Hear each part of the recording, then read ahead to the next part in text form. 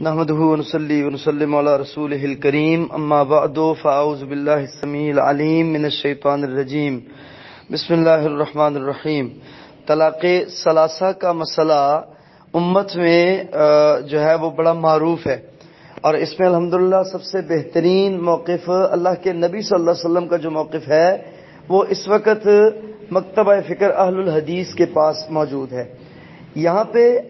آپ کے سامنے اہل حدیث مکتبہ فکر کو یا سلفیت ازم کو متعارف کروانا مقصود نہیں ہے،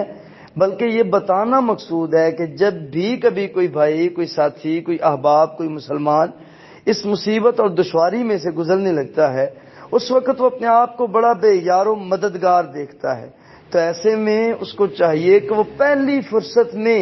مکتبہ فکر اہل الحدیث کے مفتی کے پاس جائے، شیخ الحدیث کے پاس جائے،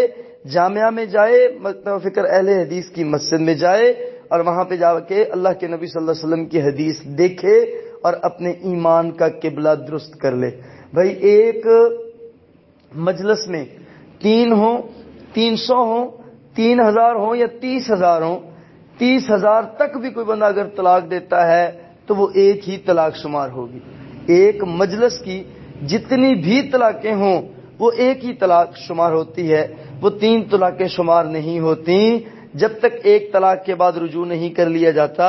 اس کے بعد دوسری طلاق دی جائے گی۔ اس کے بارے میں مکمل طور پہ رہنمائی لینے کے لیے آپ قریبی شیخ الحدیث سے رجوع کریں، وہ آپ کو فتویٰ لکھ کے دیں گے، اور آپ جو یعنی کہ ہمارے بھائی ہیں جن سے یہ غلطی ہوئی ہے طلاق والی ہوتی ہے، غصے میں ہی ہے، یہ کوئی موقف نہیں ہے کہ غصہ ہو یا نہ ہو، بھائی طلاق بندہ غصے میں ہی دیتا ہے، پیار سے کون طلاق دیتا ہے۔ اور دوسری بات یہ ہے کہ اس پہ